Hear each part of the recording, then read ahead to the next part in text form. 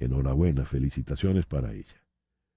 Leo acá, Elliot Adams, quien fuera de los asesores fundamentales en el Departamento de Estado para los asuntos con Venezuela durante la administración Trump, escribió un artículo en el Council of Foreign Relations donde advertía que si el juez federal que lleva el caso de Citgo decide autorizar la venta, eso beneficiaría a Nicolás Maduro.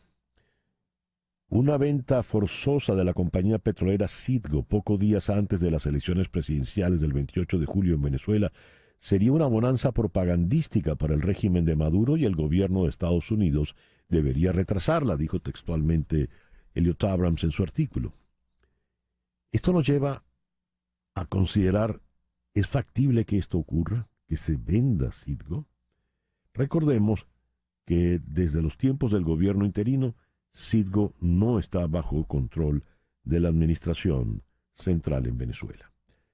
Fue procurador general de ese gobierno interino el doctor José Ignacio Hernández. Vamos hasta Boston para hablar con él. José Ignacio, muy buenos días. Muchísimas gracias por atendernos en esta mañana. César, muy buenos días. Como siempre, un gusto enorme estar contigo de nuevo. ¿Qué opinión te merece este artículo del señor Elliot Abrams? Muy bueno. De hecho, me parece que Elliot logra apuntar lo que yo creo es una gran contradicción en la política de Estados Unidos hacia Venezuela. Hay que recordar que las políticas no se juzgan por sus intenciones, sino por sus resultados. Y lo que ha venido pasando entre el 2023 y 2024 arroja resultados inconsistentes con el objetivo de promover la democratización en Venezuela. ¿Por qué? Rápidamente lo explico. Por un Uh-huh. lado, Nicolás Maduro fue aliviado de la carga de la deuda, porque como tú bien dices, no representa a Venezuela en Estados Unidos, es decir, no tiene que lidiar con la deuda, pero la política de Estados Unidos ha derivado en ingresos fiscales adicionales por las licencias petroleras, es decir, la situación de Maduro está notablemente mejor. La oposición representa a Venezuela en Estados Unidos, pero no tiene ingresos, por lo tanto no puede negociar la deuda pública legada de 170 mil millones de dólares. Y a pesar de eso, Estados Unidos retiró la política de protección de Citgo en el año 2023, dejando a la oposición, digamos, desvalida, a Citgo Mm. desvalido, y eso es lo que permite explicar en buena parte la crisis que hoy día tenemos. ¿Qué puede ocurrir, José Ignacio? Lo que va a ocurrir, César, los juicios en Estados Unidos tienen la gran ventaja de que uno puede anticipar los pasos por la seguridad jurídica y la fidelidad a los tiempos procesales. Lo que va a ocurrir es que el 15 de julio va a haber una audiencia pública en la Corte de Delaware, en la cual la Corte de Delaware va a decidir quién es el ganador del proceso de subasta judicial de las acciones de PDB Holding. Hay que recordar que hasta el 11 de junio, hasta el 11 de este mes, el síndico procurador, digamos, quien administra el proceso de venta, está recibiendo estas ofertas finales. El 17 de junio debería ya tomar la decisión final, entre el 17 de junio y el 15 de julio ajustar algunos detalles, y ese día, el 15 de julio, digamos, ya la suerte de Citgo a través de PDD Holding estará echada. Bien, ocurre lo que sospecha Elliot Abrams y por lo visto tú también. Políticamente hablando, entonces, ¿qué va a pasar? Sin duda, es una coincidencia lamentable, ¿no? Mm, Eso que la frase esta, cuando el universo se pone de acuerdo conspira. En realidad sí. pareciera que el juez Starr vio el calendario electoral Ajá. y empezó a fijar las fechas del proceso conforme al calendario electoral.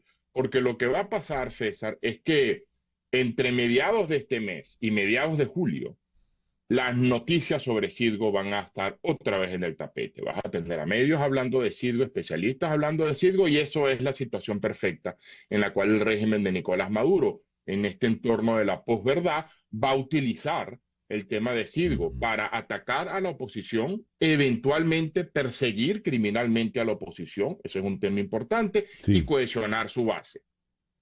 A ver, ¿qué ocurrió con Citgo? Tratemos de hacer un poco de historia. para que hayamos llegado a esta situación que podría tener ya un fin el 15 de julio? La historia de la crisis de Citgo, César, es la historia de la crisis, colapso y destrucción de PDVSA, que empezó, como todos recordamos, en 2002, cuando el entonces presidente Hugo Chávez decidió intervenir políticamente a PDVSA. Esa intervención continuó. La deuda de PDVSA creció de manera insostenible, una deuda que se contrajo incluso no para financiar gastos de capital de la industria petrolera, sino simplemente para recabar deuda y dársela al presidente Chávez o en su caso a Maduro. Y todo ese sistema colapsó, César, en 2014. Y en 2014 el gobierno de Nicolás Maduro tenía que renegociar la deuda. Y especialistas como Ricardo Hausmann señalaron del inminente riesgo de un colapso de la deuda. La respuesta de Maduro, como seguramente recordará, fue perseguir criminalmente al profesor Hausmann.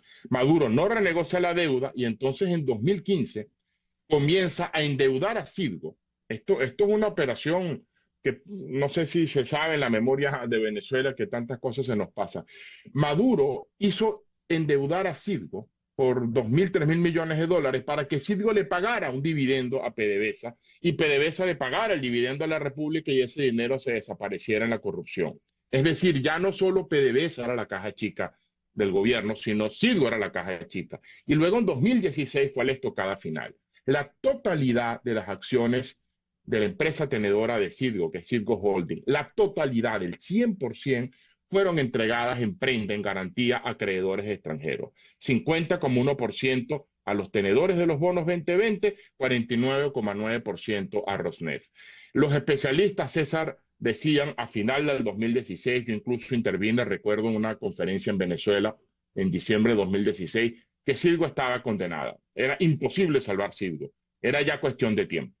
Por eso, y con esto termino, como yo he escrito en La Gran Aldea, lo que debería ser noticia no es tanto la crisis de Citgo, porque tiene ya 6, 7 años en cámara lenta. La noticia es que a pesar de eso, hoy día Citgo siga siendo una filial de PDVSA. Y eso no ha pasado, César, con el resto de activos de PDVSA fuera de Estados Unidos, que se han perdido todos. Y quizás el ejemplo más dramático es la refinería Ninas, que diría que luego de Citgo era el activo externo más importante de Venezuela y hoy día ese activo se perdió en manos de los acreedores y de tratos poco transparentes.